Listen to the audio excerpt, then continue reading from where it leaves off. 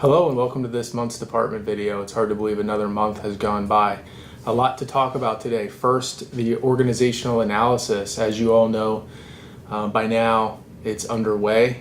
We've kind of talked about the process and how it's going to be carried out in a separate video on Target Solutions.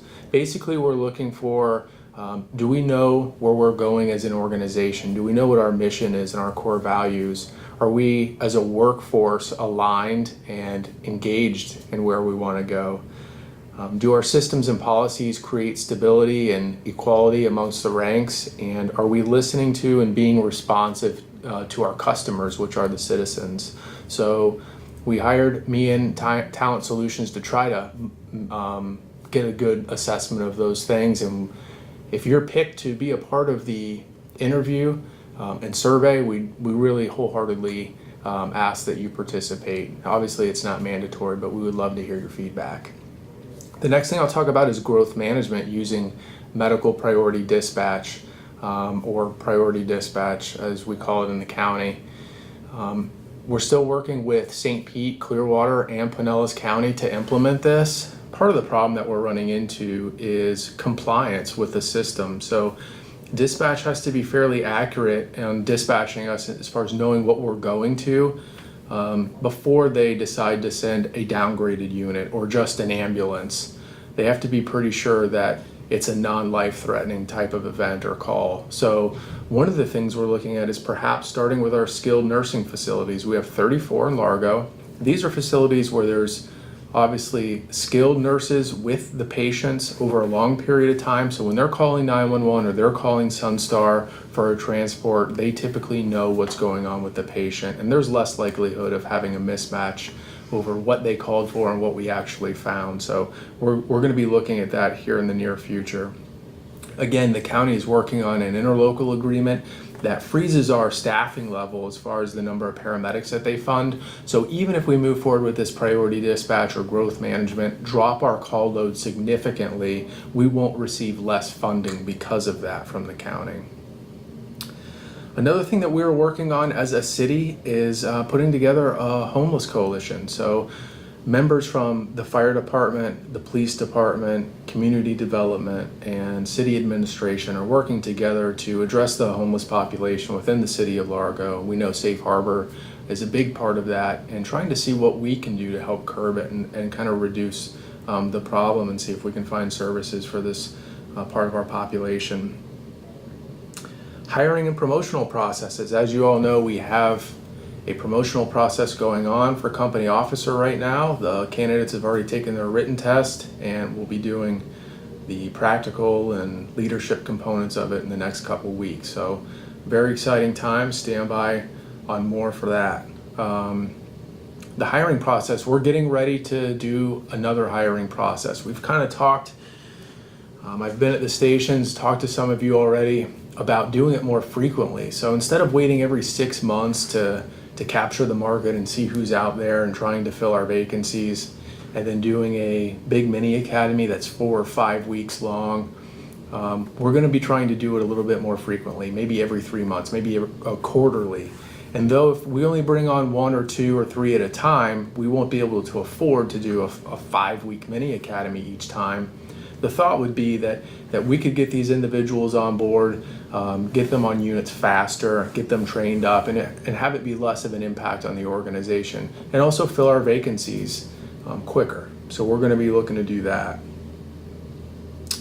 The TAC rescue, we're waiting for our next budget review, which is going to be early next month, May, coming up real soon, to see what the impact was on the mini academy, bringing on the new hires, and all the overtime associated with that. There was also a 3-month paycheck. So all of that kind of boosts up our personnel costs. We just want to check and make sure that those personnel costs are where they need to be before we decide to turn on something like a TAC rescue. Overall, it's supported by the district chiefs, the union, and the thought right now actually is to do it Tuesday, Wednesday, and Thursday every couple weeks, so you could capture those times where CME has offered Tuesday, Wednesday, and Thursday, or CFE is offered Tuesday, Wednesday, Thursday, and you could hit all 3 shifts.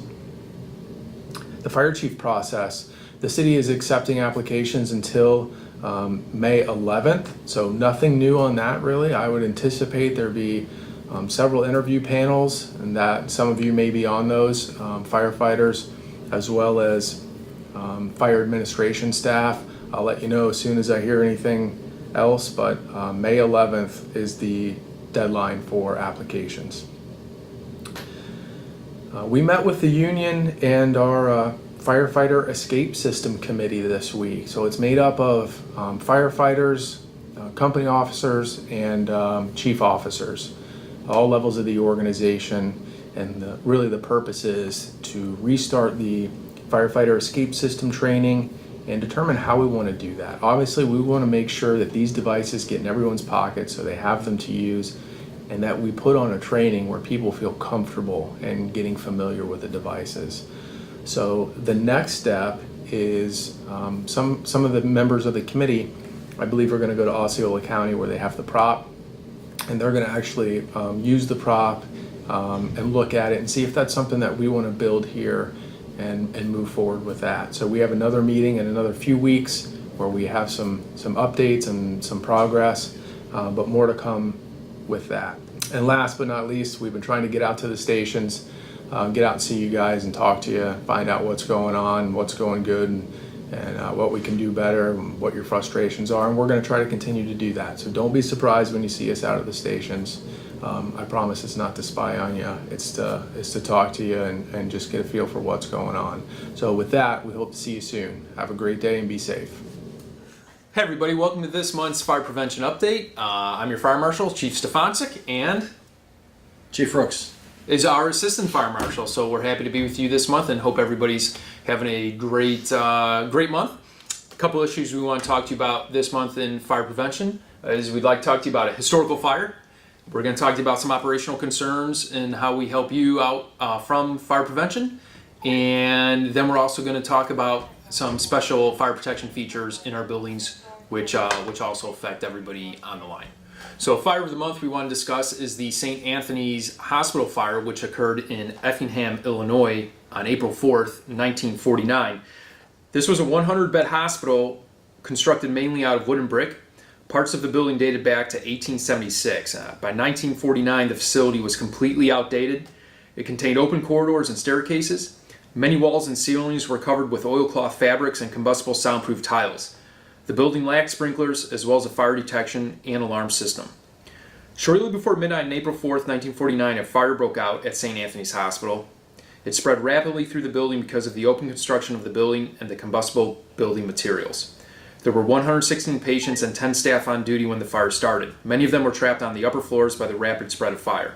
This included 11 newborn infants in the nursery and the nurse who stayed behind with them. A total of 74 people died, including patients, nurses, nuns, a priest, and the hospital superintendent who ran into the flames to try to rescue his wife. The cause of the fire remains unknown. We just want to talk about these historical fires, but also understand how it affects where we are today. So, Don, we have 2 hospitals in our community. Can you maybe talk about where the code has brought us today and the issues we had at this fire and what we have in place at our hospitals in town and how they affect our responders?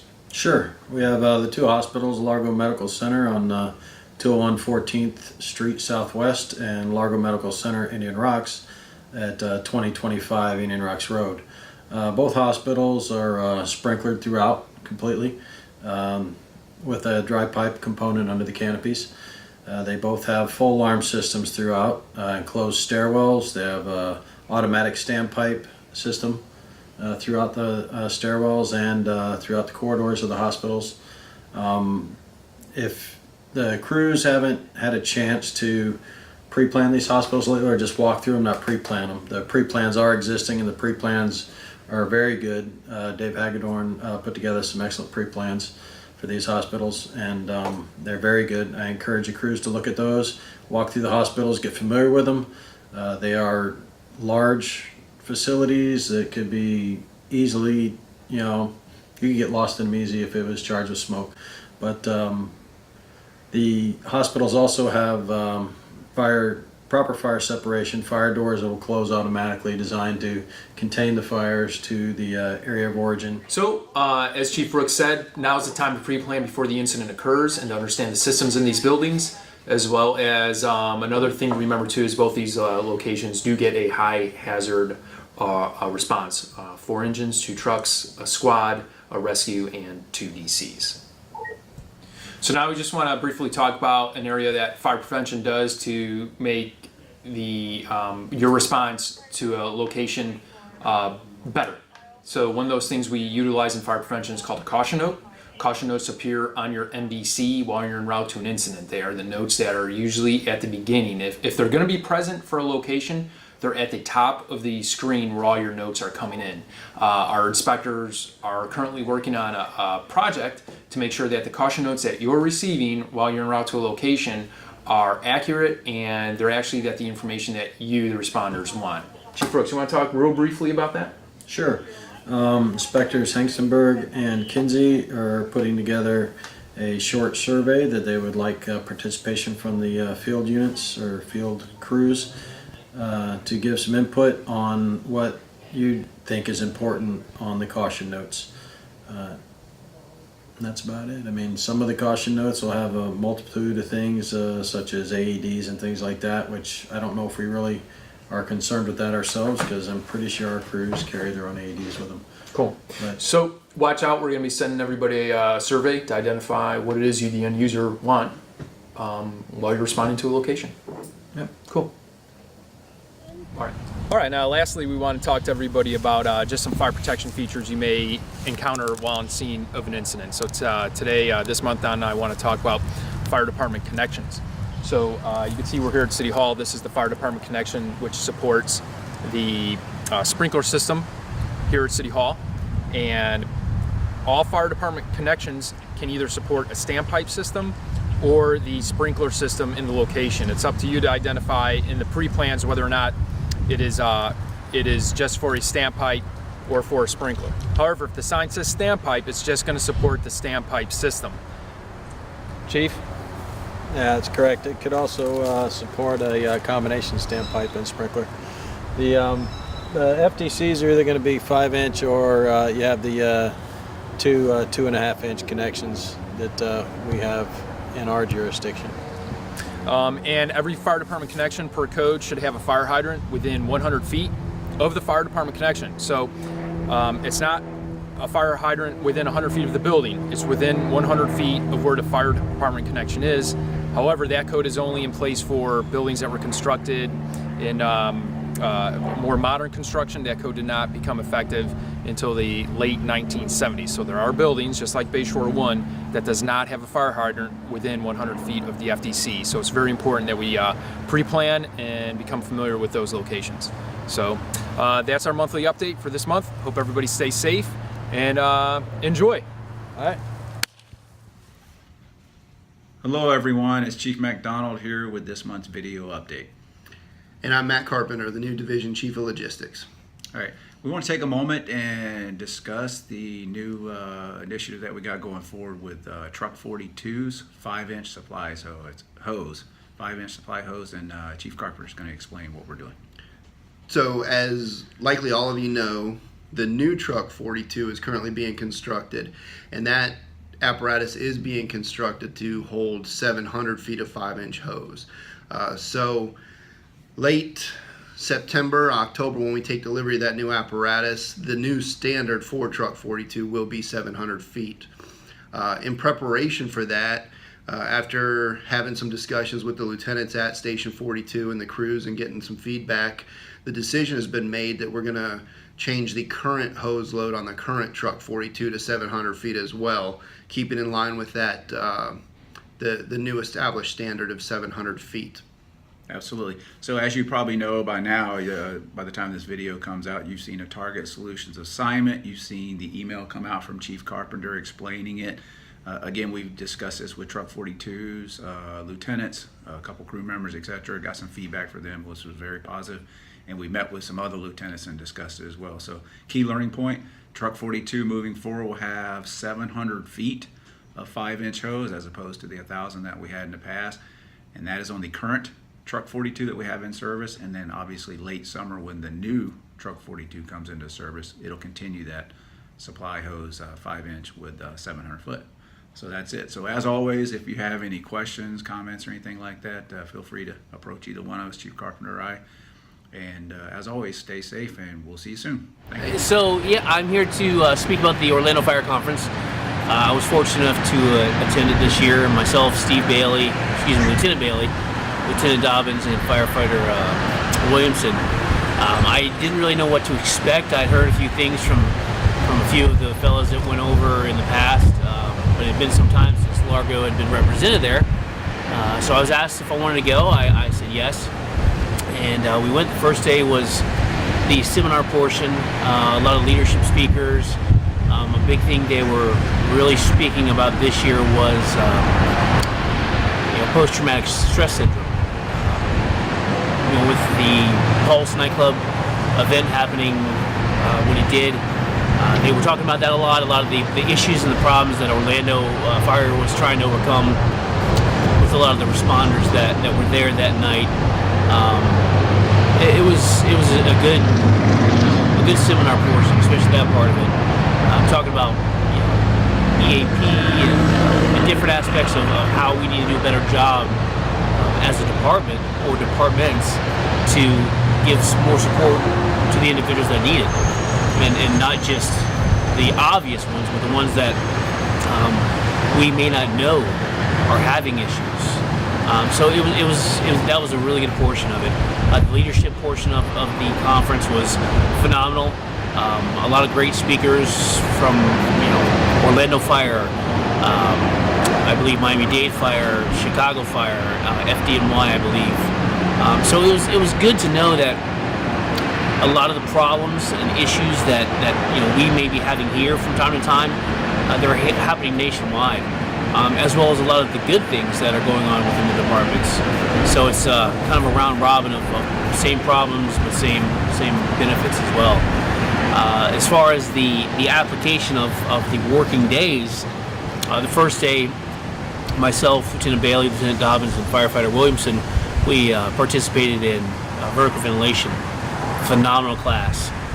It was the beginning of the class was very simplistic, very, very easy props that we were using just to basically, cut straight lines, and then they progressed on from there step by step. By the end of the day, we were making our way up to a second-story flooring, constructed flooring, simulated smoke, making our inspection holes, making our cuts, and we were getting it done probably within 30 seconds of initial, ladder to roof time. So it was good training. The second day I believe was pre-connect above and beyond. A lot of good work with smoothbore. Got a chance to work with a gentleman from FDNY. Unfortunately, I can't remember his name, but he, I believe, was a 28-year veteran, and he had a lot of good points about smoothbore. Different applications, what they're great for, what they're not so good for. High-rise pack, different high-rise packs, the way that FDNY loads their high-rise pack from Miami-Dade to Orlando Fire, and there were a lot of similarities between the Florida-based departments as far as high-rise applications. Then we did a lot of garden department style firefighting, different applications, hoisting hose to whatever floor we need to attack with every time. And the one thing that I enjoyed the most was the fact that all the instructors weren't just Orlando Fire instructors, they were instructors from all over. Each and every one of them started off the class with saying we're not saying that this is the best way to do it, that this is the only way. We're saying that this is the way that we do it, and if it works for you, take it back to your department. If it doesn't, hey, it's another tool in your toolbox. And I like that, because again, I didn't know what to expect going to such a large convention. Sometimes egos are big in the fire service, and that was not the case with this conference. Even the students, all the other departments that sent students, us, there to learn, everyone was very humble. Everyone was willing to help. Everyone was there because they wanted to be there. So everyone was working extremely hard. I did get the opportunity to spend a little time with old Luca Patron. He was there with his department, It was kind of funny because after the first day we all met for dinner, and I asked him what class he took, and he said advanced education. And I said, well, hey, how was it? Was it pretty good? And he says, no, it was terrible. And I said, why was it terrible? He said, because I didn't learn anything. I said, look, how could you not learn anything in this conference for advanced education? He said, because it was the same as that class that he took with firefighter Steve Brandon and at the time Lieutenant Smart. So it was really good to see that the things that we were being taught here were being taught nationwide by different conferences. So it was good. It was good. Something that we learned from other departments is that there's never one perfect way of doing something. What works for your department may not work for that department. What works for that department may work for your department. It may be a better way to do it.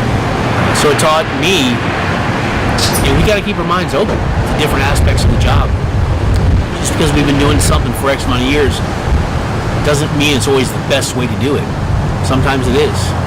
But overall, I would encourage any and every one of us in Largo Fire Rescue, if you have the opportunity to go to a conference, go, do it. It's phenomenal. You won't regret it. It'll be like a big breath of fresh air for you because you're there learning. You're getting paid to go train and have fun and learn things that can only further your career and further your knowledge of the department or for the department. The next conference, if I'm not mistaken, is in October, and it's the Fort Lauderdale Conference. I'm not exactly sure the dates, but if anyone has any questions about any of this, just please feel free to give me a call. I'll answer whatever questions I can. Thank you very much. Good afternoon, Assistant Chief Joe Manning coming to you from the Training Division. Just a few updates on things that are happening within the Training Division. Just got done with our mini academy. We had all five recruits go through. We sent 4 to B shift. All 4 of those, once they finished their provisional status, are medics. Our 5th one went to C shift, and he's finishing medic school with a bunch of our other employees. He should be done sometime in June, and then we'll start his provisional paramedic program. So hopefully the idea is we're going to start looking again and hiring, hopefully here sometime in June, to have 4 more replace the 4 that come off their year probation, and having them start in July. So we're trying to keep our numbers up and fill all those vacancies that we have. We did have 48 people go through some acquired structure training that we did last month with the Mid-County Training Group. We had an acquired structure in Pinellas Park. I think all the training went pretty good. We had, like I said, 48 people participate and got to do some VES, got to get some people up on the roof cutting, get some people that have never pulled ceiling, got them inside pulling ceiling, pulling charge hose lines through the structure, so that went pretty good. The lieutenant process is started. We had 6 candidates. They've all taken their written test, and they'll be going on to the next portion starting here in May. Engine class email went out last week. It's all those, the deadline for those people wanting to participate is May 11th.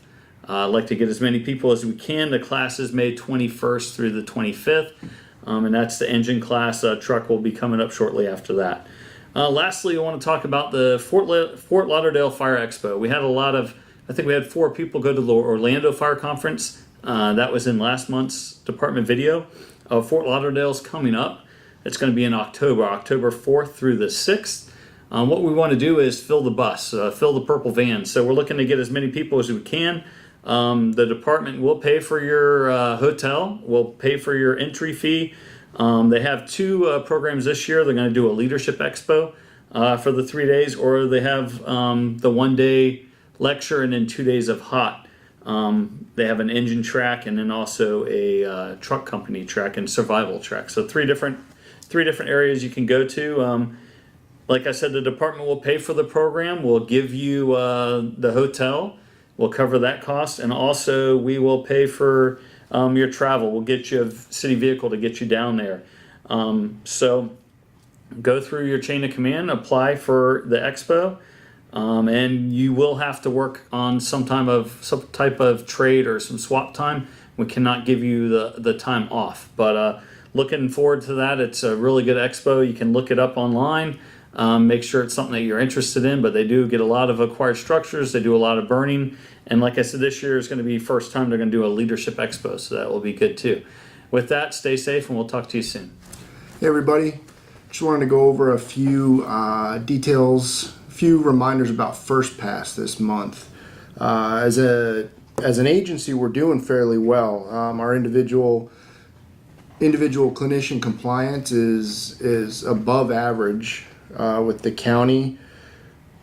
County wants to see us at 80% compliance or greater on an individual clinician level, and right now, as of this morning, we only have 9 people that are falling below that. So agency-wide, we're doing pretty good.